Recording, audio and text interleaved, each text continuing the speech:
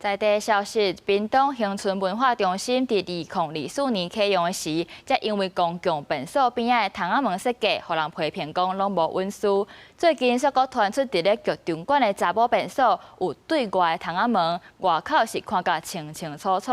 文化處是趕緊派人處理，嘛找廠商來改善。查某便所壁邊有開圓形對外的窗仔，我近看，窗仔唔但會當看到外口，也閣會當看到邊間便所的內部。有民眾暗時經過，為外口也清楚看到便所內底。位於屏東恆春文化中心劇場館的公共便所欠溫書的設計，風波上網，不少民眾認為愛須改善，需要立即改善。啊，帶囡仔才佚佗啥貨哦，你若入去內底放尿啊啥貨哦。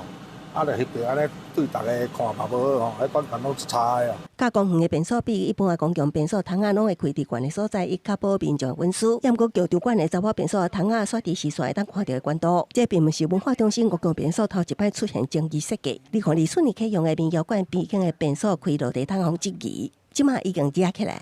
本館先前已設置相關遮蔽措施，但近期因使用及環境因素，部分窗貼出現脫落情形，未能達到原有的遮蔽效果。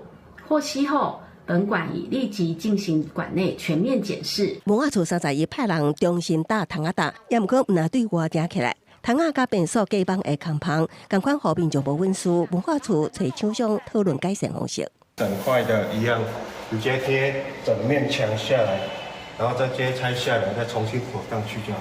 文化處表示，廠商會加裝隔板，改善有議論的空間。在改善進前，會先暫停使用，以確保民眾溫書甲安全。記者綜合報道。